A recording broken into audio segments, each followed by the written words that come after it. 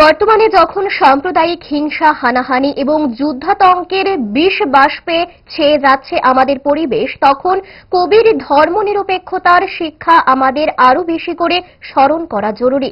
কবি নজরুল যে কেবল হিন্দু এবং মুসলমানকে একই বৃন্তে দুটি কুসুম বলে তুলনা করেছিলেন তাই নয়, তিনি ধর্মীয় পরিচয়ের থেকে মানুষের মধ্যে মনুষ্য পরিচয়টিকে তুলে ধরার শিক্ষা দিয়েছিলেন।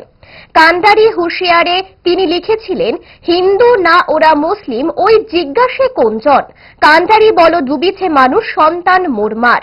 সোমবার প্রদেশ ত্রিপুরা কংগ্রেস ভবনে কাজী নজরুল ইসলামের ১২৬তম জন্মজয়ন্তী পালন করা হয়। উপস্থিত ছিলেন কংগ্রেস দলের সভাপতি আশিস কুমার সাহা, বিধায়ক সুদীপ রায় বর্মন সহ দলের অন্যান্য কর্মীরা। বিদ্রোহী কবি কাজী নজরুল ইসলামের কবিতা, সাহিত্য এবং প্রবন্ধ স্বাধীনতার সংগ্রামীদের উদ্বুদ্ধ করেছিল বলে জানালেন প্রদেশ কংগ্রেস সভাপতি আশিস কুমার সাহা।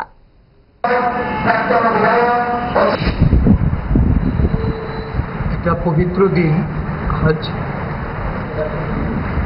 বাঙালি কবি কাজী নজরুল ইসলামের জন্মদিন, ১২৬তম জন্মদিন আজকে আমরা প্রদেশ কংগ্রেসের পক্ষ থেকে কার্যালয়ে পালন করা হচ্ছে।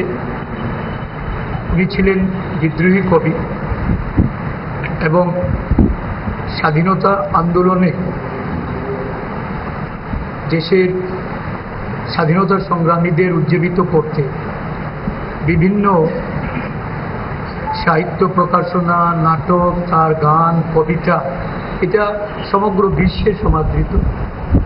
এই কবিগুরু আমাদের রবীন্দ্রনাথ ঠাকুর ওনাকে ওনার প্রতিভার জন্য বিদ্রোহী কবি রূপে যেমন আখ্যা দিয়েছিলেন, এবং কবি প্রমথ চৌধুরী ওনাকে বিদ্রোহী কবি হিসাবে প্রতিষ্ঠিত করেছিলেন।